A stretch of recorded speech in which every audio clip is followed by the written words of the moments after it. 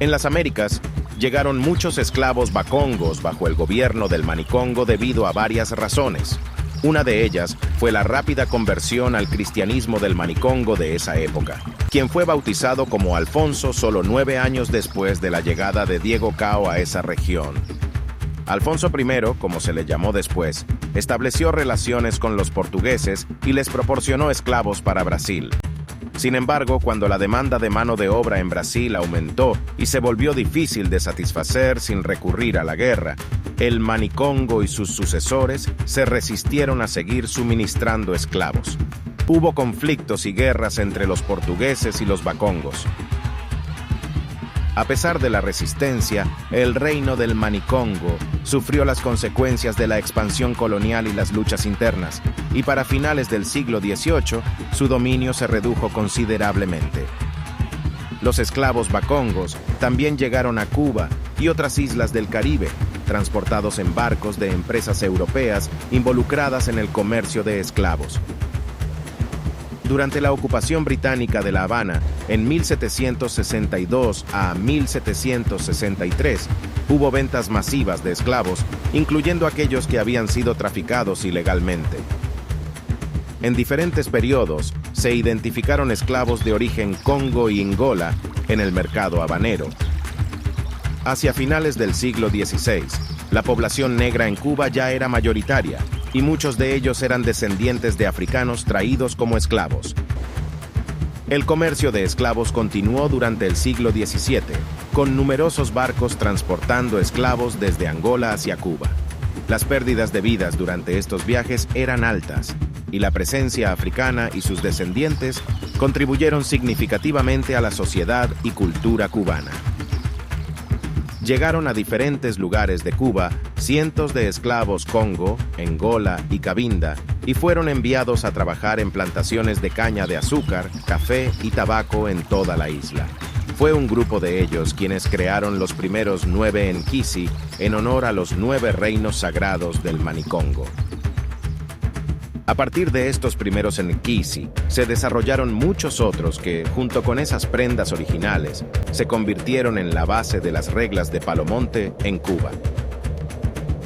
Estas reglas de Palomonte fueron establecidas en diferentes partes de Cuba, 2 de ellas en Pinar del Río, una en La Habana, 2 en Matanzas, una en Santa Clara, una en Camagüey y las 2 últimas en Oriente. Quiero mencionar específicamente las de Pinar del Río, Ndumbo, Ansinga y Mananga. Ndumbo Ansinga fue creada a finales del siglo XIX y pertenecía a Saturnino Gómez, quien descendía de un esclavo que trabajaba en la plantación de caña de azúcar Santa Teresa, fundada en 1827 en el partido de San Diego de Núñez, Bahía Honda. Con el tiempo, el nombre de esta prenda cambió a Ngundu Batalla Sacara Empeño. Un buen número de esclavos Congo, Angola y Cabinda, trabajando en la plantación Candelaria de don Francisco Javier Pedroso, alrededor de 1806, adoraban al Nkisi Mananga. Esta plantación estaba cerca de la Sierra del Cusco, y en ese lugar, que hoy es el pueblo de Candelaria, se encuentra la colina de Juan Ganga, un cimarrón famoso que practicaba esta tradición. Este Nkisi se llamaba Manawanga o Marihuanga, mejor conocida como Centella Ndoki, y que representaba a la Virgen de la Candelaria.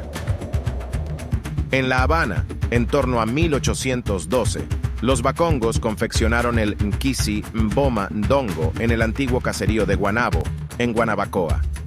En esa área hubo una revuelta importante de esclavos congos y yorubas de la plantación Peñas Altas.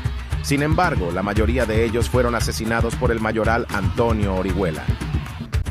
Los sobrevivientes lograron huir llevándose la criyumba de una compañera asesinada llamada Regla Ngola. En Bakongo, Mboma significa Virgen de Regla. En la provincia de Matanzas se crearon los Nkisi Nanga y Mankunku. Nanga era conocido como Mundo Catalina, Manga o Nangansaya. Pertenecía a la familia Melgares cerca de la laguna sagrada de San Agustín de Ibáñez en Pedro Betancourt. Mankunku se convirtió en Mayimbe Nkunku Sacara Empeño y se originó en las lomas de Quimbámbilas, en Perico. fue hecho por cimarrones que escaparon de la plantación Tinguaro en esa zona. En Santa Clara, los esclavos cimarrones de la plantación Buena Vista prepararon el Nequisimacaba, Mbuniba Cuava o Cava. Estos cimarrones deambulaban por las montañas de Trinidad y las alturas del Muerto, identificando su fundamento en la Osha con Yehuá. Macaba es una prenda sensible, creada con la criyumba de una joven negra que fue atacada y desmembrada por los perros de los cazadores durante su fuga. Ngumbi o Nkindi es originario de Camagüey y representa el espíritu de Ngumbi, también llamado Siriaco. Siriaco fue un esclavo cimarrón cerca de Santa Cruz del Sur, en la antigua provincia de Oriente. La prenda llamada Mbudi Jamboaki Nzinga fue preparada en el pueblo de Yara. La localidad es históricamente importante y se asentó el cacicazgo indio de Macaca, donde el indio Hatuey fue ejecutado en 1513. Yara fue fundada en 1730. En el punto llamado Peralejo, entre Manzanillo y Bayamo, se libró una feroz batalla en la guerra de 1895 a 1898. Esta batalla fue una emboscada por fuerzas mambisas al mando de Antonio Maceo contra la columna de Fidel Alonso de Santosildes, quien custodiaba a Arsenio Martínez Campos. Esta lucha fue recordada en las prendas en Ben Sabana, como tributo a los mambises descendientes de congos ingolas que lucharon en esa batalla.